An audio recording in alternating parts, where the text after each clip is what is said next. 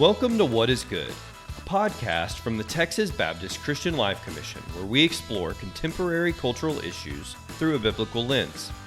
Micah 6:8 says that God has told us what is good, that we're to do justice, to love kindness, and to walk humbly with Him.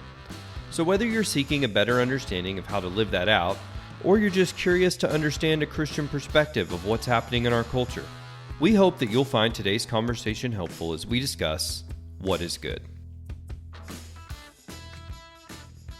Welcome, everyone, to another episode of What is Good. We've got the four hosts of the apocalypse here again today. Our fearless director, Dr. Katie Frugier. Good morning. Our director of Hunger and Care, Irene Gallegos. Go team. John Litzler, our director of Public Policy. Hey, David. I forget which horseman I am, but I'm just glad I'm one of them. I'll have to re-listen back to that episode, and I can't even remember which one it was. I think the main thing is we're all each other's ride or die, so that's great. Yes, that's right. I remember Irene is famine because of hunger offering. Yes. And I am the associate director / director of ethics and justice / we don't know how to squeeze those two together in a short way. But David Sanchez, and we are here to do sort of a type of workshop that as we're focusing right now on faith and technology, there's a workshop that I've been doing. I did it on the day of recording. I did it just last week with TCU students, and it's about how do we self-filter our social media. And I'm going to be providing, the CLC will be providing the content that we use here in the form of a workshop, so others can use this material as well. So that's a little bit different for a podcast. But then, of course, you can also ask us to come and do the workshops in person. So first question for you guys. What'd you have for breakfast this morning? I don't know what the word is or if there's a name for this, but it's a piece of bread with egg in the middle. And so that's just kind of a classic Southern breakfast, I feel like, that my mom always made us growing up, that DL made me. Can we just call it a breg? Sure. Okay. Have y'all had that before? Apparently it's like not, I didn't realize it wasn't a common thing because I had it so much growing up. But I think it's a common thing in England. I think they call it egg in the basket. Oh. Well, that makes sense because my mom's maiden name is Hunt, which is an English name, so. Oh, there you go. Irene? Avocado toast with slices of boiled egg. John? I do not eat breakfast, and I did not eat breakfast today. I was going to guess that. I was going to be like, I bet John did not eat breakfast. We've traveled enough with him to know that. Or are you a 2-meal sort of guy? I'm a 2-meal person. I eat lunch and dinner. Gosh, I'm more like a hobbit. Like I have 5 or 6 small meals during the day. That's very accurate. So what was your breakfast? My breakfast was blueberries, hard-boiled egg, half of an English muffin with almond butter on it. Man, those are some good hearty breakfasts. Nobody just ate like a bowl of cereal or a Pop-Tart or something junky. Well, if it makes you feel better, my daughter Noelle did eat a bowl of Frosted Flakes for breakfast. So, no judgment here. The reason we start by talking about food is because I've found that if you're talking to people about what's on their social media feed and the only categories you're using are good or bad, it can sometimes be hard to decide, is what I'm looking at good or bad? Oftentimes there's sort of a blending of the two. Just like with food, you can have something that's kind of healthy or really healthy. And so I found that using food categories was a great way to sort of help us think. Even the fact that on social media, what do we call it? The stuff we see on social media. We call it the feed. We call it a feed. So deep, right? Yeah. So literally it's what are you feeding yourself on social media, or in a more accurate way, what are the social media platforms feeding you? Right. And then what are you choosing to eat as this conveyor belt of material is just like being hurled at you. And so I thought, well, if we look at food and put food into more specific categories, how well might that translate? And as you guys can see, because I sent you all, and this will be in the show notes as well, a PDF of a menu I made for a restaurant that's called Healthy, Filling, Fattening and Harmful. And for our listeners, since the podcast is not really a visual medium, I'm just going to go through really quickly and share what's on this menu. Or actually, I'll let you guys help me out with this. John, What's in the healthy section? So you've got 4 foods in the healthy section. There's an avocado, a sweet potato, Greek yogurt, which is non-fat yogurt, and good for gut health, it says, and fruit salad with fresh fruit. So you've got some sugar, but it's like natural sugars, right? Right, yeah, it's Natural not like sugar in highly... your sweet potato, and not artificial or added sugars. And can you please read the description of the healthy foods at the bottom of that page? Yes, eating this food will not only keep your body healthy, but improve your mental health and your overall mood as well. You might not see the results right away, but you will see them and be grateful for your smart eating choices. Does that work for y'all? Do you like that description? I I'd think say it's a good it's description. accurate. It's accurate. Like if you eat healthy food, sometimes it doesn't like feel great right away. It takes a while like for your body to be like, oh, okay, this is what I'm supposed to be having. And then it feels better. All right, Katie, what's in the filling part of the menu?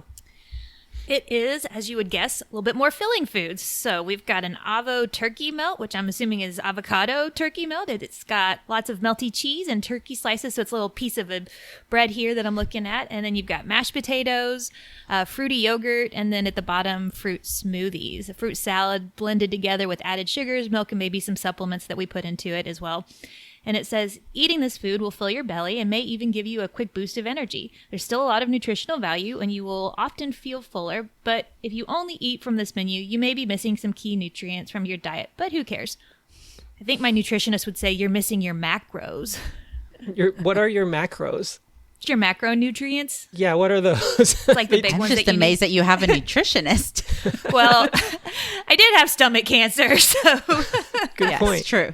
Fair. So macros, what's the example of macros? I don't know this word. Just the host of vitamins that you need just for a balanced diet. So like you kind of, in general, like if you have a full nutritious diet, you should be getting a plenty, all your A's, your B's, your, different things like that, calcium, magnesium, potassium, all of those things. And a deficit diet, you wouldn't be getting all of those things. So you kind of need a variety of all the things to make sure you've got the grains, the sugars, all of that, your macros. Yeah, well, this is turning into a nutrition podcast, and I am here for it. Irene, would you kindly describe for us what's on the fattening portion of the menu? Yeah, hopefully I don't get hungry along the way. So we have 4 foods listed here: guac and chips, with a cute little diagram of a guac hugging a chip there. French fries, and it says everything tastes better fried. The taste, Not yes. wrong. Yogurt parfait. It can be healthy, but not the way we make it. And then apple pie. It still has fruit in it, but you can barely tell. And the paragraph at the bottom says, now you are in your grub era. This food is the most delicious, although it has little nutritional value. So eat all you want. Will it clog your arteries? Sure. Will it feel sluggish after you overindulge? Yeah. But it's fun in the moment. Chow down. Not only is the food getting more appetizing as we get into the fattening category, the graphics are cuter. The graphics are more attractive.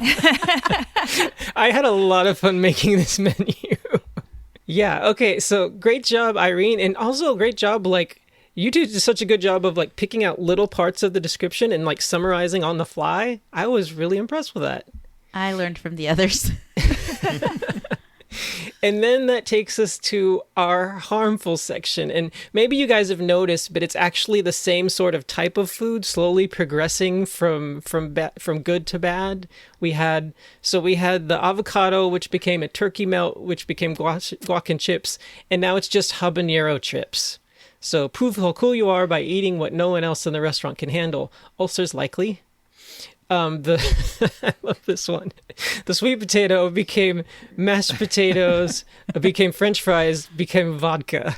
It took me a second when I saw vodka. I was like, how is this related? Oh, it's made from potatoes. Got it. Yeah, I did Google to make sure it's actually a really difficult process, so I wasn't giving, youth the information of how to make their own alcohol. There you go. Good thoughts. From a parfait, it was hard to get worse, so I just made day-old yogurt. And the apple pie is now a candy apple with a really hard caramel covering that could break your teeth.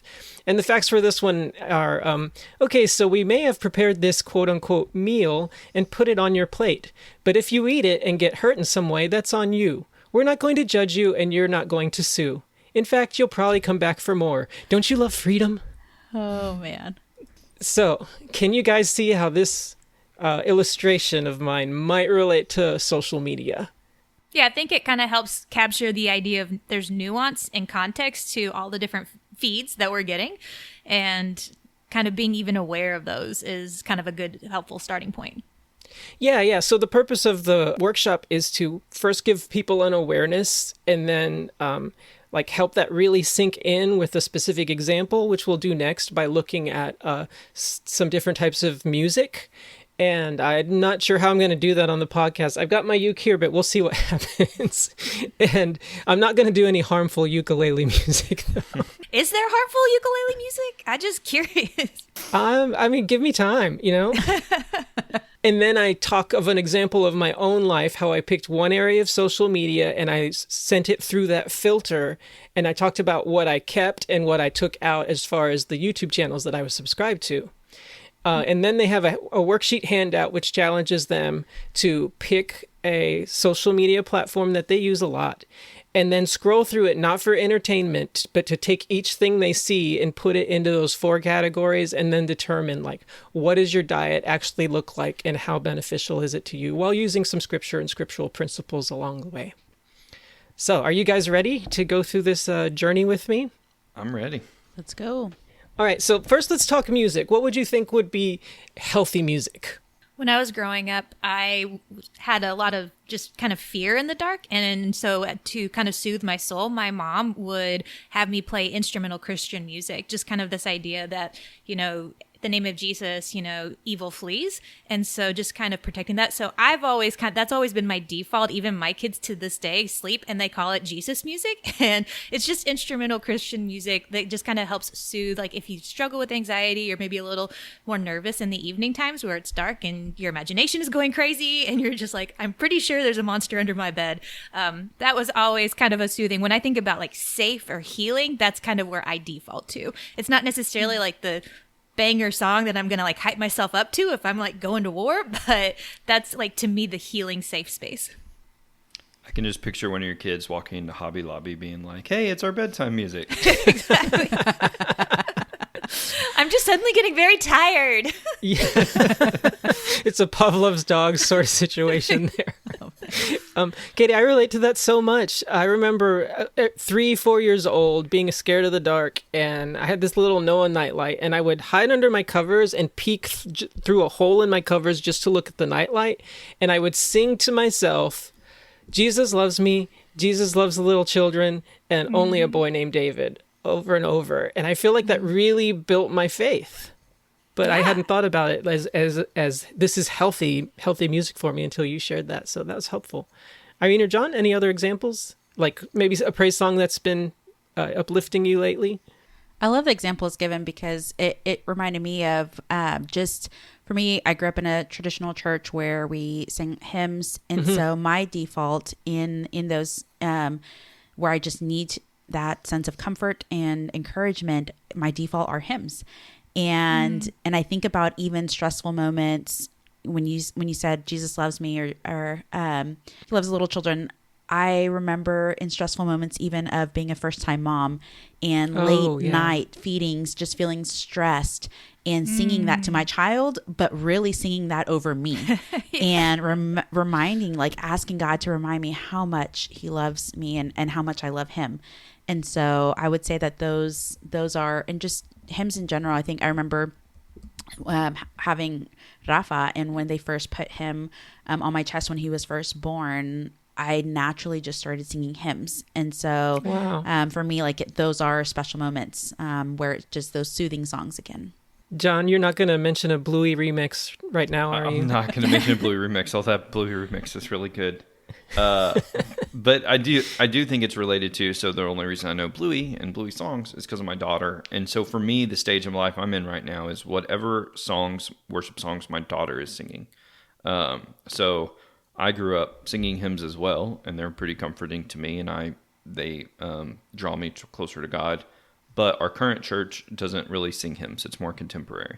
And so my daughter it changes. For a while, it was Waymaker. She's not singing that one as much anymore. I I Speak Jesus, she knows all the lyrics to. So she'll sing them around the house, and she'll ask Alexa or Echo or whatever to play them, and she'll sing them. And so kind of whatever my daughter is into is something that is really great to me because I like to hear her sing and to sing with her. So I would hope, I mean, to answer your question, you said, what kind of music, I'm going to paraphrase because I don't remember exactly how you said it, but, is healthy for you and your relationship with God. I would hope whatever type of worship music your church engages in, whether that would be a more traditional or more contemporary or whatever, that those would be the types of songs that would also benefit you during the week, not just for your worship service on Sunday morning. Yeah, that's really well said. I got to ask, though, Irene, does church clap fit in that first category? Rafa has had that on repeats, and I don't know. Edifying song, like great hype song, very healthy. I listened to it a ton when it first came out, but having it on repeat over and over and over has not been as healthy, I think. No, just kidding. It fits my category of songs my daughter sings. Yeah. So for filling, I think this is more like music that you would say is wholesome, but sometimes you have to connect the dots to make it spiritual. Like, have you ever taken a romance song and sung it to God because the words actually are even more appropriate to sing about God than they would be about another human being? Have you ever done that? Or is that just me? I vividly remember, I think it was junior year of high school. I was at our junior prom, and I was with my boyfriend at the time, high school love, young love. And we were singing, they played the song Jars of Clay, I Want to Fall in Love with You. And he was singing it to me. No, that's the reverse. That's opposite. That's opposite. Awkward. I know, but it's that's what came to mind. I was like, not that, but I've had the opposite thing happen. I don't know that I sing any romantic songs to God, but the ones that are about that point out beauty in the world, beauty in nature or whatever, absolutely. I think those fall in the filling category for me because they remind me of God. Just to throw out an example of something like that. I'm not from West Virginia, but Country Roads is one of those. I was going to guess that. Yeah, it just conjures these images in my mind, of the mountains and driving through beautiful scenery and all that stuff. And I'm like, God made that. And this sense of home and belonging when you're in God's creation, I think would probably fit in the filling category for me, even though it's not an overtly Christian song. Mm-hmm. That my mind immediately went to country music and creation as well. Just any discussion of scenery. And also with country, I think some of even the relationships, those redeeming moments. I can't think of a specific song right now, but just where a relationship is mended. So not Think Before He Cheats. No, none of the heartbreaking stuff. But I even think of some of the Disney, there was one, oh my gosh, y'all are gonna know because I'm not the Disney person. I don't even know if this is Disney. Merida? Yeah. Where talking about mending the bond, and there was just I remember specifically watching that with my niece and just thinking the beautiful, just the relationships that are strengthened and discussed in some of the songs from that movie. David, also thinking about just things that make me want to just pause and just be like, wow, God, you're really cool. My family, loves musical theater. And one of the things I really love about is just seeing how talented God gives, creates people to be, and how people are able to use their gifts. And just, that's one of the things I love the most, especially about live musical theater, is just sitting there just in awe of just how God has given us these gifts and the way people steward those gifts really well. I've frequently been like, wow, God, that's incredible that you've created a human to be able to do that. Yeah, that's a really good point as well.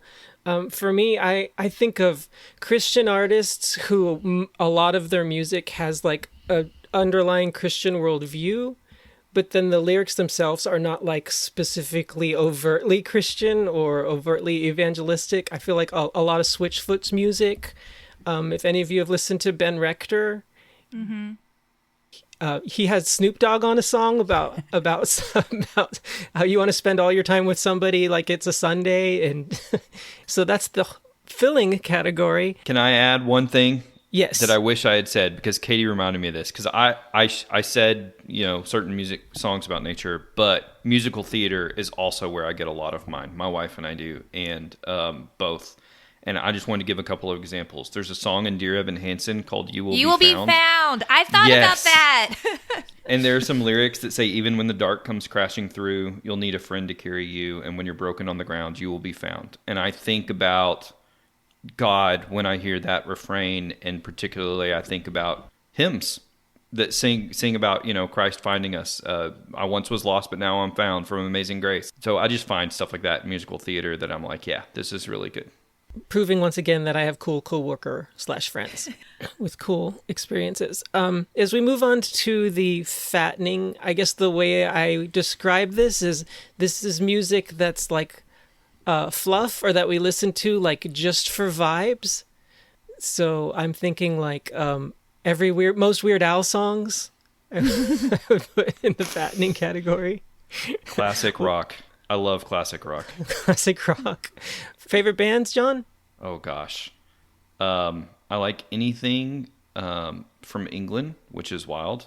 So I dig the Beatles and Queen. This isn't classic rock, but I like the Killers, which is a little bit newer. Any band from England. But I also just like traditional classic rock stuff, like Leonard Skinner, Led Zeppelin, like just any of that stuff. I'll just put it on shuffle.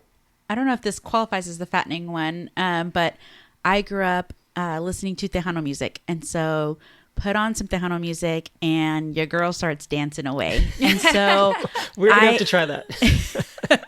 It's just like I make fun of my dad sometimes because he struggles a bit with gout from time to time. But you put on Tejano music and all of a sudden he's not limping away anymore. Like it's just...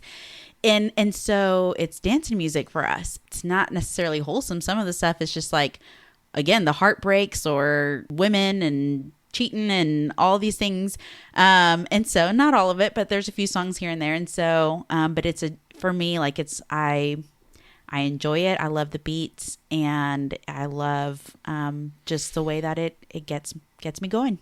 Yeah, I think that qualifies. My daughter and I, the music that we choose to listen to when we're going to go climbing, a lot of times it's like the soundtrack to Spider-Man Into the Spider-Verse, like What's Up Danger, those sort of songs where it's like, it's just getting you amped because you're about to go do some physical activity. It's not healthy, it's not wholesome, it's just the vibes. It's just kind of like getting you in the mood. Katie? Yeah, I'm just thinking through, especially my middle daughter, Lissy, just loves to try to hype up our family in all sorts of ways. And so her current thing that she's kind of got on repeat is from the K-pop Demon Hunters album. And so everything from Golden, which is, actually a decent song, but on repeat over and over and over again, it kind of starts getting a little weary, I guess I could say. But that's kind of what we have on repeat right now. And yeah, it's a fun hype song and everything like this. But at the end of the day, I'm like, okay, can we maybe turn on some Jesus music or calm it down? It's interesting because the response tends to be similar to what happens when we eat too much fattening foods, right? Mm-hmm. Like, here's a plate full of cookies. The first cookie, you're loving it. But if someone told you have to eat all these cookies by the time you're down to the last couple, you're like, I could do without cookies for a couple months. Exactly. So Selena she was known as the queen of Tejano music. And there's an album from her last concert, which was in Houston. And from start to finish, especially if I'm going to clean the house, like I will put on that album, blast it and sing my heart out.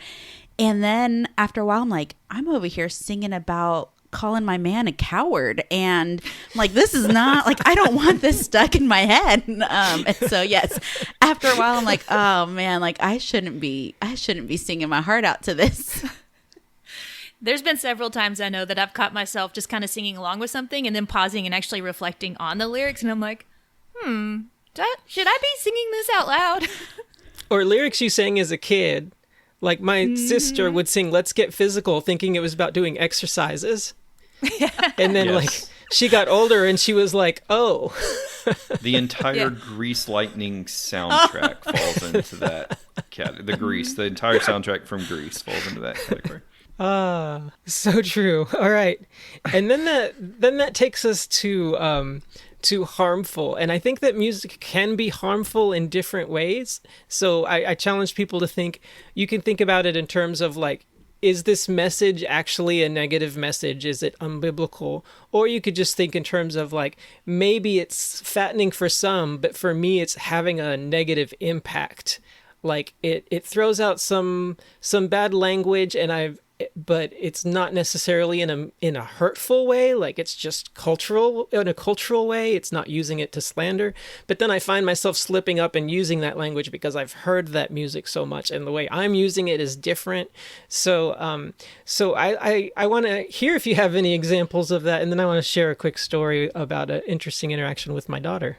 My mind goes to both ways. Tupac, because I have listened to music and tend to look up the clean versions, but then if one slips in there that's the explicit version, you're like, golly, that's what's in between all the other words. And so or I think of some of the just certain hip hop or rap songs that artists that, again, I've heard, have grown up on, and again, when you pay attention to some of the lyrics, or my siblings play the clean versions, and so listening to the explicit versions or what's been, what's sung in the concerts, it's like, whoa, that is a whole different message than the one I was used to, or the one that I've heard before. Yeah. I'm like staring at the vodka little potato on your harmful page, and I'm like, gin and juice, like all these, just that's like, this is not healthy for me to listen to. Similarly, I think all of us could relate to times where we've seen movies on TV, and then you rent the movie with your family and you're like, oh, we can't watch this. I love that you're using music to kind of connect it to social media, because I think both social media and music kind of uniquely are a way that we express kind of our just lived experiences and relationships and connections. Like music is such a unique thing. Humans singing and expressing themselves in all different sorts of ways. And I'm thinking through just my life where the music has tapped into like the more sinful sides of me, or brought out parts of me that still resonated, but afterwards felt convicted. Like, is this the kind of thing I want to be resonating in my heart?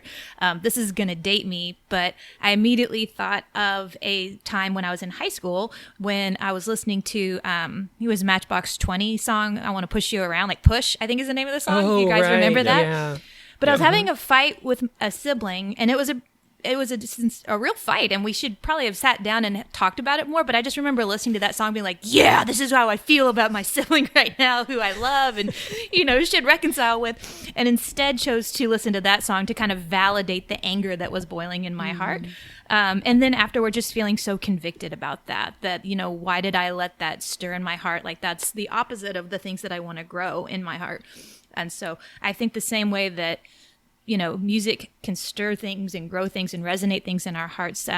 Social media definitely can do that. We can see that with rage baiting, clickbaits, and all those different things. You see so many times where people are just going down deep tunnels that if you just walk away, like turn the song off, turn the computer off, just walk away from it, because it's stirring something in your heart that you don't need to stir. Well said. Yeah, I think that's really good, Katie. I agree. And I think I split this into two categories. So there are songs that for me are just like inherently harmful and bad. They celebrate sin and stuff that we should never do, and they're just not really ever appropriate in any context. And then there are others that I'm like, it's only if you, like Katie said, you allow it to lead you to a sinful place. It's not inherently sinful, but it can be used that way. Like Push from Matchbox 20 or whatever. And those are more like, this is harmful if it's not ingested in moderation. So like, I look at the candy apple example here on the food thing. Like, I've eaten a candy apple before, and I will eat one again. I don't eat them regularly. They are not a source of my nutrition. I haven't had one in a couple years, but if I'm at a theme park or something, like, I might splurge on that. For me, this is not for everyone. Some people enjoy it a lot more than I do. For me, there are some rap songs and some hip-hop songs that this is that category. I like them. I like singing them. I know all the lyrics to them, but they got to be in moderation. I cannot glorify God on a steady diet of that. Now, other people may feel differently. They may be able to do a steady diet, but for me, it needs to be in moderation. And then there are other certain songs from all genres Yeah. that I'm like, this celebrates sin. This is inherently sinful. It doesn't matter what genre of music it is. This isn't okay. And I'm not going to listen to it. Go ahead, Irene.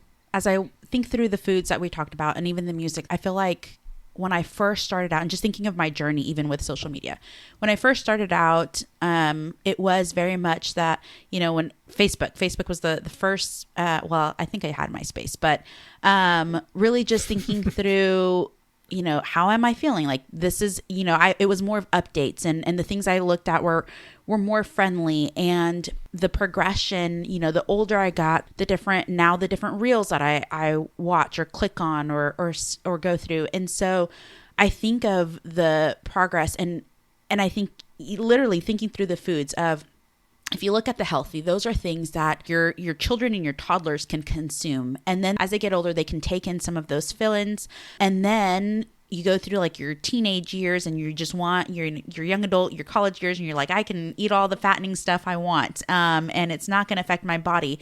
But at some point, and then you move into the harmful things and like, well, I'm of age. I can consume, some of this, or I can eat as many chips until you get to an age where you're like, you know what? I can't eat as many, habanero chips as I used to eat. And so then it kicks in of, I need to go back to that healthy. I need to find that balance between the mix. And so I think of that like in my own personal journey of social media, I got to the point where I think for me, things were getting to that harmful stage of like, I just need to get away for a moment and rethink what I'm going to click on or what I want to look at. And so I feel like I'm starting to reintroduce myself to some of like the other areas, the other categories, because for me, I had to take a step back to really evaluate. And I had not been on social media for quite a while, almost a year that I haven't been on it consistently, and am just now starting to re-engage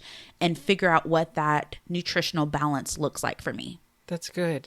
John, I liked the example that you gave because that ties back to my story that I was going to share. So do you guys remember iPod Nanos, the square ones that had the touch screen on them? Of course. I never had one, but I remember them. I had like every Switchfoot album on there, a lot of Christian music, a few songs downloaded from iTunes, and I bequeathed that Nano to my daughter. And of course, she found Only Girl by Rihanna and Pump It by Black Eyed Peas. Nice. So she already figured out how to do stuff on that device that I never did, just kind of like instinctively. It's Gen Alpha for you. There was a stopwatch on there? I didn't know it had a stopwatch. Anyways, so she was like making her own little playlist. So she was taking my music and curating it for the stuff that she liked to have on it. And I really like using that word curating. Like, think of yourself as a curator of your feed. Like, what do I want to see on here? What am I going to add? What am I going to take off? And she came up to me and was like, Dad, there's a song on there and I don't know if I should be listening to it. And I was like, okay, which song is that? And she's like, I think it's the Black Eyed Peas. It's called Pump It. And at first I was like, okay, I'm pretty sure I downloaded the radio edit. So at least we've got that going for us. And she asked me, like, what do you think I should do? So I said, you know what, let's sit down as a family, listen to the lyrics and talk about what the lyrics mean and talk about if that message is actually a negative message. And for the most part, the song is just about like, turn up the radio when we're playing because we're really awesome. But we had to talk about other phrases. Like, she learned what shake it girl, don't break it girl means. And other phrases like that, or ways of boasting about yourself that's using cuss words. So like, okay, this is what they mean when they say this, but you notice in our family we don't use these words. So we got to the end of that time, and she said, "So should I delete it or not?" And I remembered a time. God rest my mom. I remember a time when I was in elementary school, and she had bought me a book because I just pulled it off of like a rack at Kroger. And it just said Robot Wars, Volume 5 on it. But it was a book for adults, and there was a ton of bad language in it. And so I loved it. But when my mom found out all that bad language was in it, instead of us sitting down and having a talk about what kind of impact is it having on you, what's the story about, what kind of morals is it teaching, she ripped it up in front of my face and burned it in the sink while I cried. And I just wanted to make sure with my daughter that she didn't feel like there was anything she ever needed to hide from me that she was, being exposed to. And so I told her in that situation, I was like, sweetie, that's for you to decide. Like, listen to the Holy Spirit. Ask yourself, what kind of impact is this having on me? What kind of mood is this giving me? Am I starting to use some of the language in here that's negative? Like, I don't want to tell you. I want you to decide for yourself. And she kind of looked at me and she was like disappointed. Like, Dad, I just want you to tell me what to do. What a great daughter, right? It won't always be that way, but I treasure this. I treasure this time. And I said, this is your decision, and I trust you. And she came back a few days later and said, I took it off the playlist. And for me, it wasn't like, yay, she got that horrible music away. I mean, I used to listen to that song. It was, all right, here's my daughter learning how to think about how media is impacting her and to make decisions for herself about it. And I was just really proud of her about that. That's awesome. Yeah, I like that. I think it demonstrates that all of this is like a discipleship opportunity in all of our contexts. Yes, in your family, but like also within our churches. Yeah, absolutely. Social media is a discipleship opportunity. Mm-hmm. So usually when I'm doing the workshop, you guys are so sharp and you bring up such great discussion. Usually I just kind of like play 4 songs. I play Altar by Forrest Frank, and then Sunday by Ben Rector, and then What's Up Danger from the Spider-Man soundtrack, and then Pump It by Black Eyed Peas. Just a few seconds of each, to kind of give, and then I talk about them. But then I use an example of my own life, which is, okay, I started looking at my YouTube, at the channels that I was subscribing to, and I asked, like, what's in the healthy category? What's in the filling? What's in the fattening? And what's in the harmful? And I explain, like, my decision-making process for each of those. So, like, healthy, I have Preston Sprinkle's YouTube channel. It helps me so much as I try to talk about ministry to LGBTQ.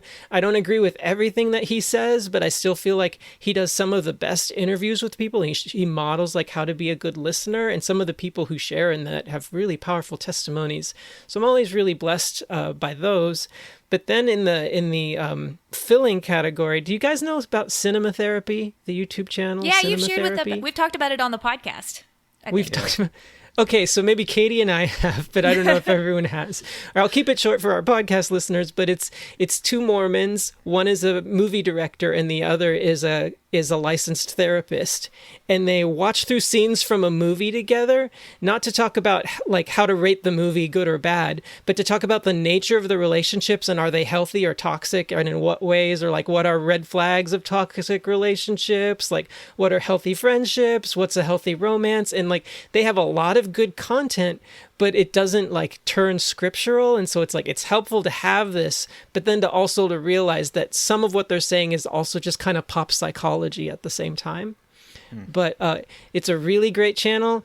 If you've read through the Twilight books or seen the movies, they do a wonderful job talking about how basically all of Bella's relationships are toxic. Hear, hear. How they're not Team Jacob or Team Edward, they're Team Nobody. And they're like, Bella, somehow you're the most popular girl in school, even though you're new and everyone wants to be your friend. Like, have some just healthy friendships with people. Don't just obsess about guys. Oh, that's so good. Fattening. What do you guys watch for just your brain rot YouTube entertainment? Growing up, that's not really social media, but just kind of our, let's just chill and watch. My whole family would watch MASH all together, like this old TV show. Yes. So, our family doesn't do as much. Well, my kids prefer YouTube. I'm not as much on YouTube right now. Okay. Fair enough. So just, I'm thinking through, like, they'll go back to Netflix, because it's Netflix similar works. to social media. Yeah, because it still cultivates and you can curate your feed and all of that kind of stuff. And my daughter Eve and I, kind of as almost maybe a guilty pleasure, but also just like, what in the world? We're watching through Dance Moms. I never watched that when it was big.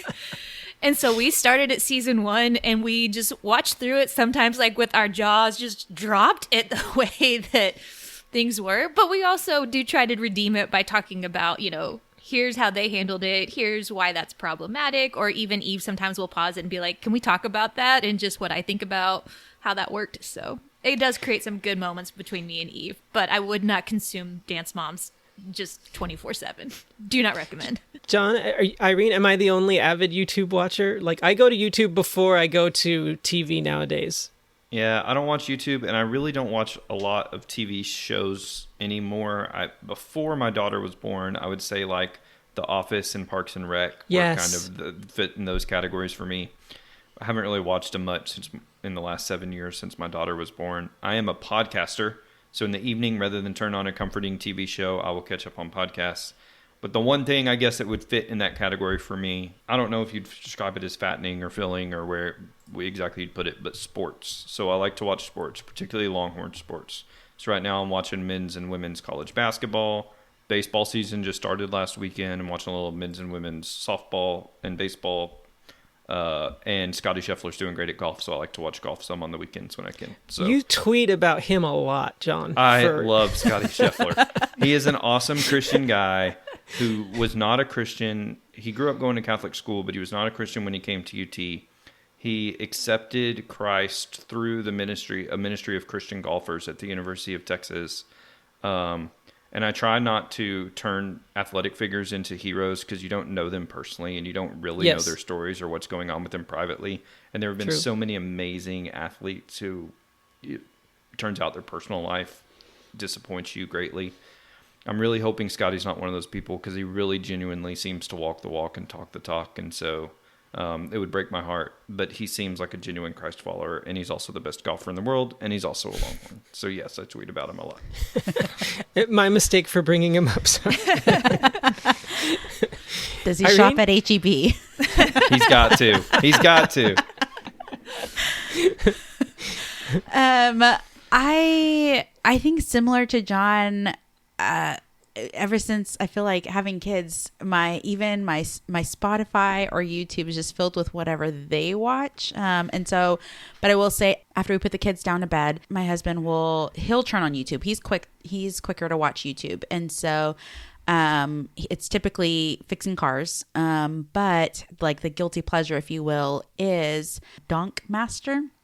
People betting on betting on car races, street races, and there's a lot of fights, and so that's like sometimes I'll sit down and watch that with him. But again, going back to, sometimes you just have your fill and you're like, all right, I've had enough. Last night he put it on and I was like, I've had enough. So I was still in the living room, but read a book instead. Donk Master, I've never seen that before. Me either. I don't recommend watching much of it. For me, I love YouTube videos that sort of recap movies in a satirical way. So Honest Trailers, Cinema Sins, Screen Rant, stuff like that, where they're kind of poking holes and poking fun at a movie while summarizing it.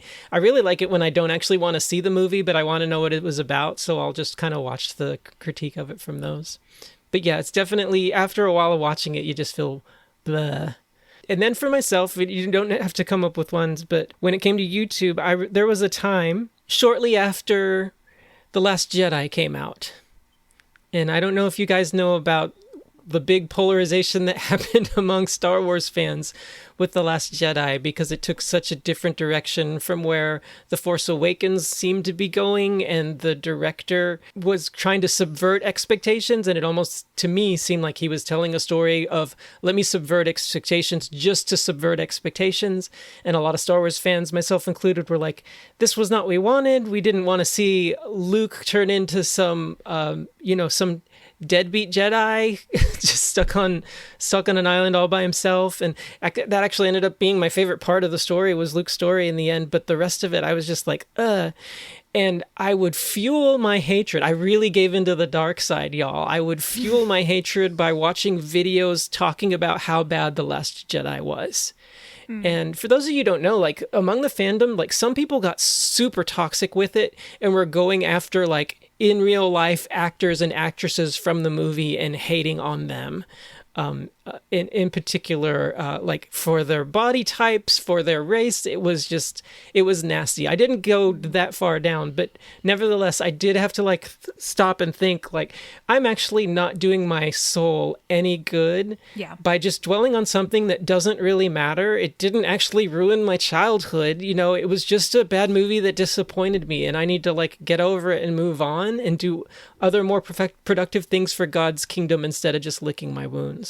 Yeah, I feel like social media in general often gives us the opportunity to kind of get deeply invested in things that ultimately don't matter, right? Yeah. And I just think about just how often scripture reminds us how fast this life passes. We're just mist that's just in the sea, grass that blows away quickly. And I think the siren call of social media is like, get deeply invested, use all of your mental, emotional energy. I have family members who will spend a whole day just in one kind of forum or one Reddit thread, just going back and forth and back and forth. And it's the gotcha and all these things. And I think there's a bit of an adrenaline rush. I think that they feel like it's, significant, but at the end of the day, like, what was it all for? This really didn't have any major impact.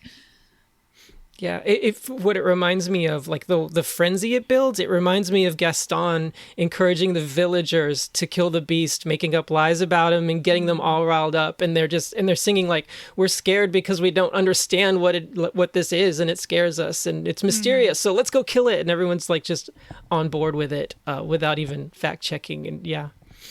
I think truthfully that for different reasons I got off social media, but one of the reasons was because not only did people in my newsfeed were sharing what I felt was more hateful information and perspectives, but then just receiving texts or direct messages with links to social media stuff that I just felt was full of hatred. And honestly, it was more disheartening for me. And I think of going back to, I think it was John who mentioned, for some people might have different tolerance levels. And I very much think of that. The example that I've shared with my family is for a while, I worked in the domestic violence space with interpersonal violence. And so I was at a rape crisis center and domestic violence shelter. If it's like, everyone's, if I get my choice of what I'm going to watch on Prime Video or Hulu or whatever it is, I typically lean towards documentaries. And a lot of the stuff I watch is related to gender-based violence and violence against women. That's I can fill myself with that, and it doesn't bring me down. It doesn't affect me in a way that it might affect others. For example, my mom is one who she has a huge heart, and she says, Mija, I just can't take in that information, those stories. It breaks her in a different way than what it does for me and the way that I take it in. And so I think for me, politics became that for a while, is I just didn't have a tolerance that people around me had. And so for me, it broke me in ways, and it became harmful for me that I just wasn't able to consume the way that others around me could consume. And so, which in the end is why is one of the reasons why I had to just say, hey, I just need a break from this right now. Like, I cannot, because I'm at a breaking point where I just want to walk away from even hearing politics, and I don't want to do that. And so I think even just going back to not only thinking of ourselves, but again, considering others, look to the interest of others, and what are we sharing that does impact others around us. Any thoughts, John? I'm not sure the exact date this podcast will come out, but yesterday, we're recording on Thursday. Yesterday was Ash Wednesday. I have deleted Facebook and Instagram. I'm giving it up for Lent.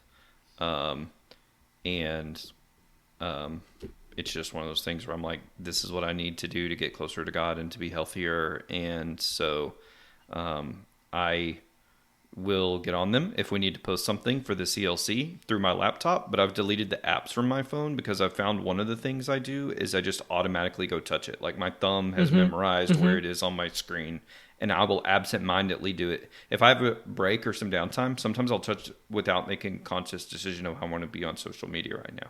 Yeah. It's just like muscle memory. So just deleting it from my phone where I can't automatically touch it will be a tremendous help. So I think social media can absolutely be one of those things. I am on Twitter a lot of times for work, but it is the most toxic, in my opinion, of all the social media platforms. It's where all the legislators are and all the politics reporters are. So it's helpful to keep up with what's going on in the Capitol. I get a lot of breaking news, and I get a lot of info before most people who aren't on Twitter, but it's the most toxic of all the platforms, in my opinion. David, one of the things that I tell people when I do my tech workshops is just to be aware of how social media is increasingly trying to grab your attention and has agendas behind it. Facebook there's a facade that what happens on social media really is disconnected from the physical world. But we now know that Facebook created the like button because it gave people a dopamine rush when they saw that notification pop up. Yeah. Literally creating physical addictions to our social medias through doing that. And so you've got Instagram that's kind of pushing. Also, they got in trouble. They got their hand slapped a few years ago because Instagram was withholding likes, especially from teenage users. And so they'd post a picture of themselves and wait for all those likes to come in, and their anxiety is building up because no one's liking it. And all of a sudden, boom, I've got 10 likes. It's a bigger dopamine rush. And so suddenly I feel so much better about myself because I've got 10 people who suddenly liked my thing. And so there's a lot of deception that is going underneath kind of these algorithms, that it's not just, oh, I just happened to come across this. No, it's intentionally coming to you, and they're doing things very intentionally to keep your attention there. And I've talked to people who run the social media accounts for major groups, and they've shared with us very candidly. They're like, my job is to get engagement, and I get better engagement through engaging in negative content, negative posting, versus if I post something positive. And so they're like, I'm not trying to like ruin someone's lives. It's just I'm doing my job. And I was just like, what a callous way to understand this.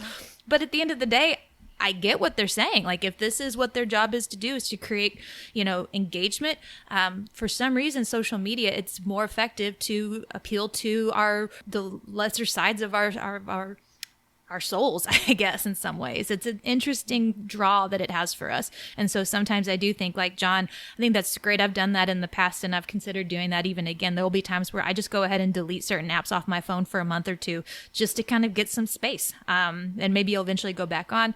But there's definitely kind of a predatory nature to some of these social media things that I think is important. As much as we love it, I love all of them. I appreciate the opportunity to stay engaged with family, to share ministry updates and all sorts of things. My kids know their cousins because of social media, realistically, because we live far away. And so it's a really meaningful way in some ways to stay connected, but it also comes with a darker side. Yeah, that's really well said, Katie. It's something I emphasized several different times during the talk, that just remember in the midst of all of this.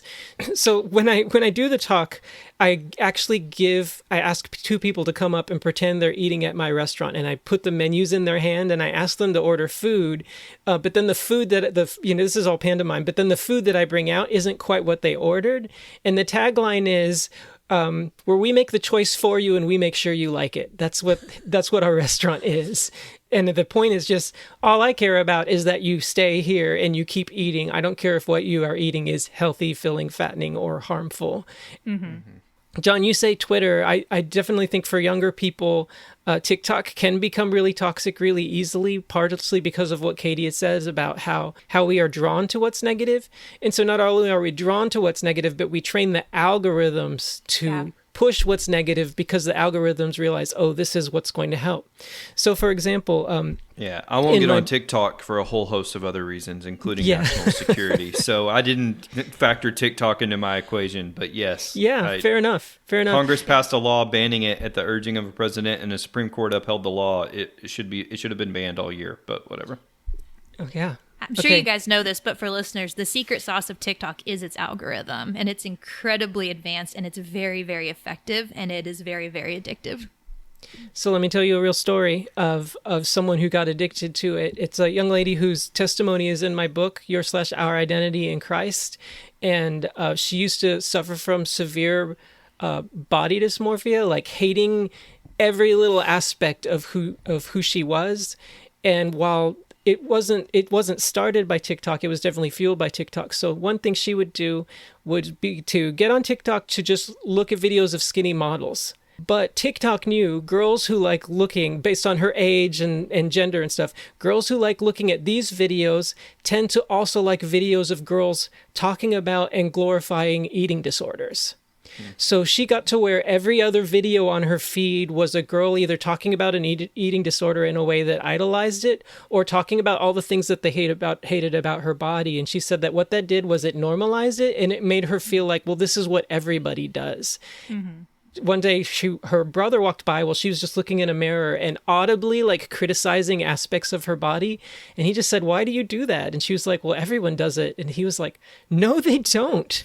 And because of the toxicity of TikTok and just how it was feeding that, I mean, she got to the point where she hated her body so much that in anger towards her body and in anger towards God, she started cutting herself, not for the suicide, but just for the scars and the marks and the feelings of numbness that would come from that. Now, God brought her out of that. But again, just like realize, like TikTok especially, where it's just giving you video after video after video, you're not really getting much time to even think about what you're seeing, much less curate it. It's much harder to curate than others, and it's much more negative. I encourage people, just be really careful with just realizing where it can take you really quickly. Yeah, in particular, I think the short form videos, we're finding them to be incredibly effective as far as just capturing people's attention, because it's like it captures your attention, but it also takes advantage of the fact that you don't have to have a lot of attention. Like they're short videos that you can just scroll endlessly. So even for my family's social media consumption, they don't always follow this perfectly, but it is a general rule in our house that my kids aren't allowed to watch reels. They love YouTube, and I'm okay with them watching that in a controlled setting. But frequently what I find is when they switch over into the YouTube shorts, the content's darker. The content is a lot more provocative, and just I don't like it. Like, it just really frustrates me that that's kind of the nature of how those the shorter form reels, the TikTok kind of style things, I haven't seen them be done very well up to this point. I'll say that. I don't let Viv watch that stuff just because it destroys her attention span. Like, I don't let her. I used to let her watch YouTube Kids because you can put the age requirement stuff on it and make sure that it's relatively wholesome content. But if she gets bored with a video in the first 5 seconds, she skips. And she's gotten used to the sliding, skipping, whatever the mechanism is that you do for Reels and TikTok and all that kind of stuff. And so she can't sit and watch a 10-minute show anymore. And so I'm like, nope, we're not doing that. When we pick something, we're watching it the whole time. We've had to work on that too with our kiddos. So we're talking a lot about this, and I haven't mentioned many scriptures, but there are some scriptures included in the talk.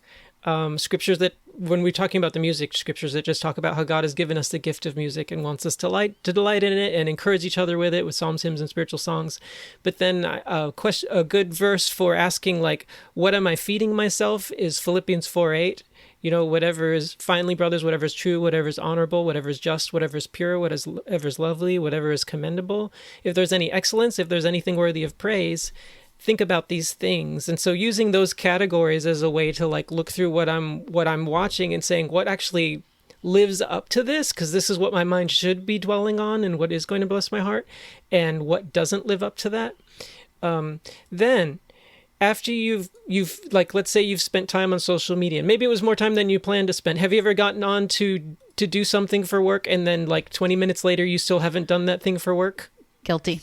You don't have to say that, but there's a lawyer present. I don't know if you want to admit. You're on the record.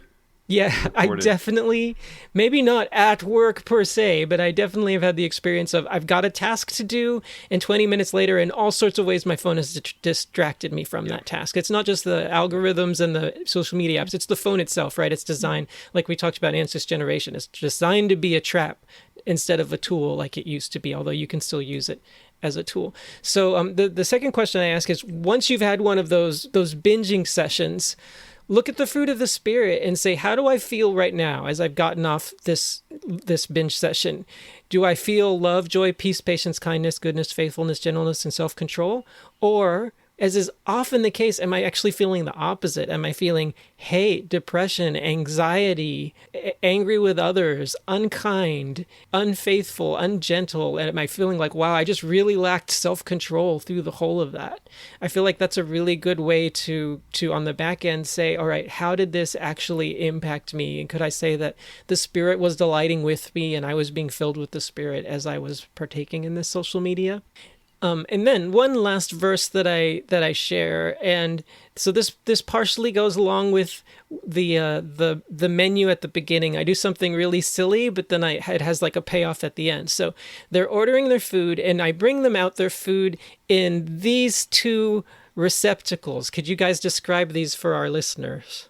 One is a blue Solo cup, I would imagine. Maybe off-brand, but could be Solo. I don't know. Oh, yeah, it is. It looks like a Solo cup. Yeah. Off-brand, I guess. I don't see it. And the other? It's like a golden chalice. It looks like a goblet. Yeah, it looks like one of the fake Holy Grails, right? In Indiana Jones and the Last Crusade. Yeah, like, it's there you go. really nice. It's got beautiful engraving on it. So one of these looks really awesome, and the other one is just looks like a very sturdy plastic cup. And I bring their food out in these. And the reason I do this is so that later we can look at 2 Timothy 2:20 and 21, where it says, "Now in a great house there's not only vessels of gold and silver, but also of wood and clay, some for honorable use and some for dishonorable." And I say, if you were to just stop right here at this verse and ask, what's the honorable and what's the dishonorable vessels, you would probably say the gold and silver are honorable, right? And the wood and the clay are the dishonorable ones. But then when you go to the next verse, 2 Timothy 2:21, it says, "Therefore, if anyone cleanses himself from what is dishonorable, he will be a vessel for honorable use, set apart as holy, useful to the master of the house." Just getting a little Broadway in there for Katie. No kidding. I appreciate it. Les Mis.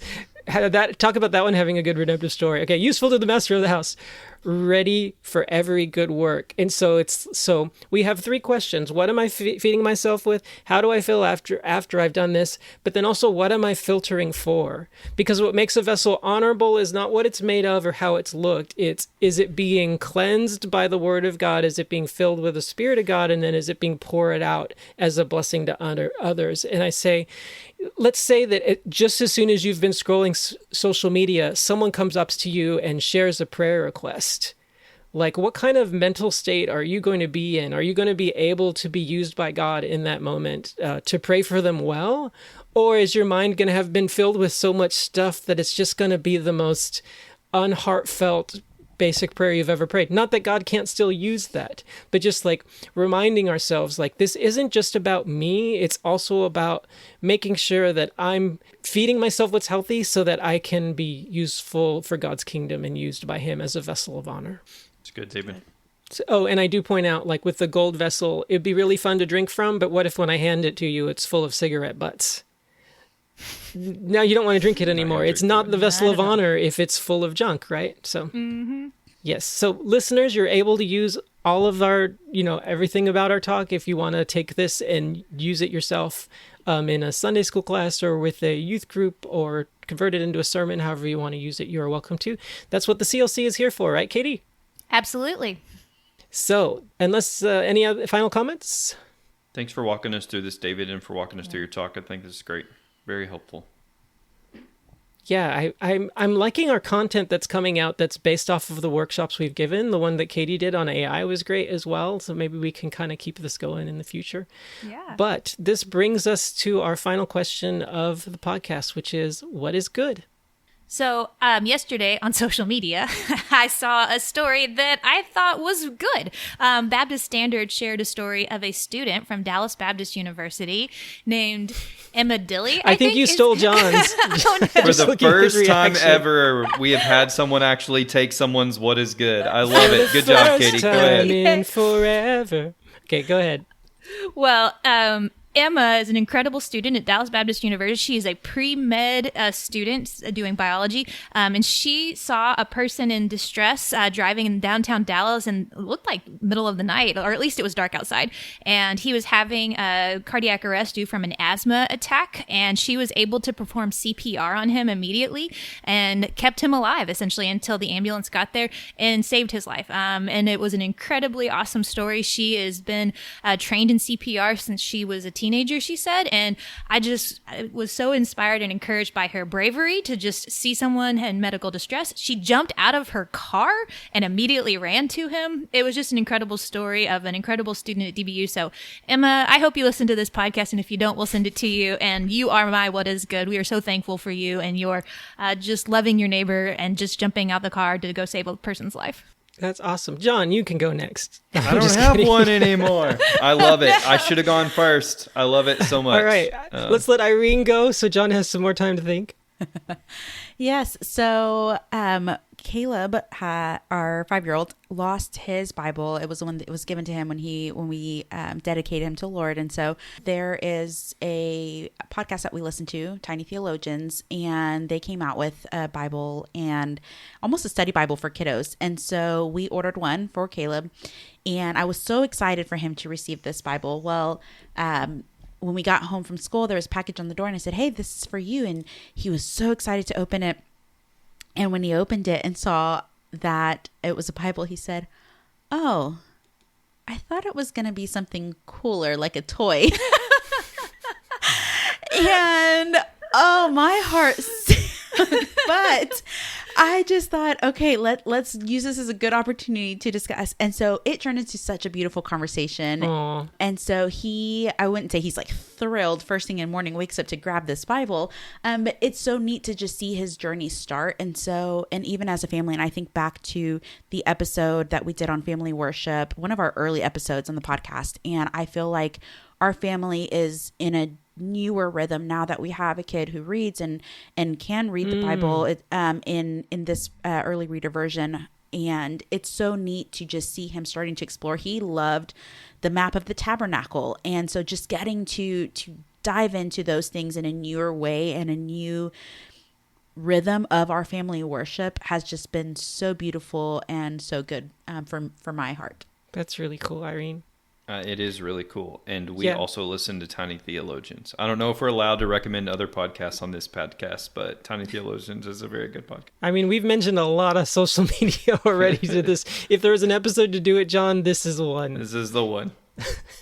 I actually got it from a picture that Steph posted one time, and I saw the cards on there, and I thought, what is that? And so that's actually how I found out about it, John. Oh, very good. Yep. Steph is the one that introduced it to our family, obviously, and we listened to it with Viv, and we enjoy it. John, shall I go next? Yes, please. Okay.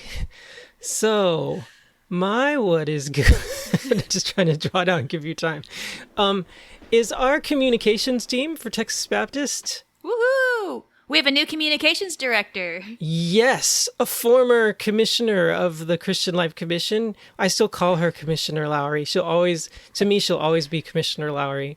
It's more of a Batman thing for you than it is actually tied to the Christian Life Commission at this point. Have I looked at bat phone type phones on Amazon to give to her? I'm not saying I haven't. Or that I'm not still considering it, but the CLC is going to be putting out a lot more content this year for our pastors and for our churches and for our listeners, among Texas Baptists especially, but for anyone who would be blessed by it. And a lot of that content is going to look really good because of the hard work of our communications team. And so it's made me more excited about what's going to come out. I just finished a book just on principles and practices for using our smartphones, which covers some of what we talked about in here, but it covers a lot more as well. Like, how can you tell if your phone has mastery over you? Are you getting Sabbath rest? Like, just talking about other biblical principles and relating those to our cell phone use, because as you said, John, it really is an opportunity for discipleship. This is what life looks like now. So how should it look for a person who's trying to follow Christ? So we're excited to get that out to you, but I'm excited about how it's going to look because our communications team is just doing such a good job with our designs for everything. Yes, absolutely. So mine is related to that. It's not communication specific, but my what is good, I think, are just changes within the Christian Life Commission. As far as we had hoped that we would have the capacity to increase our resources to churches in 2026. And so far that's happening.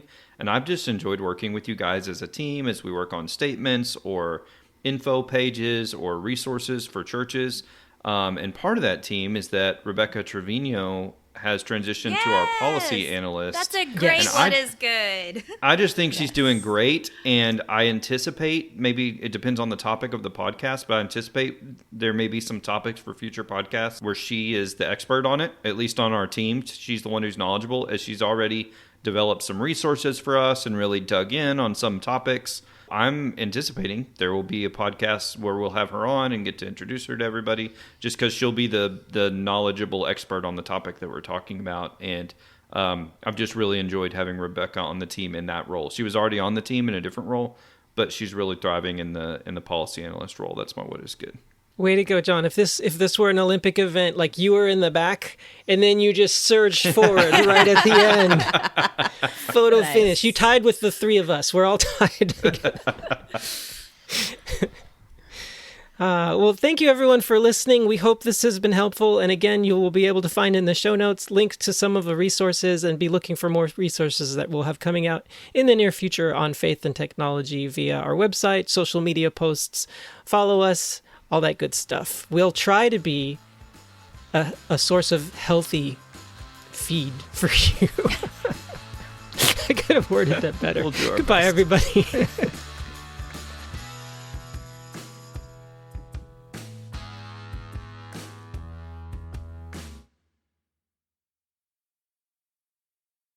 You all ready to start, or do we want to try and get some of our witty banter in now for me to put in our...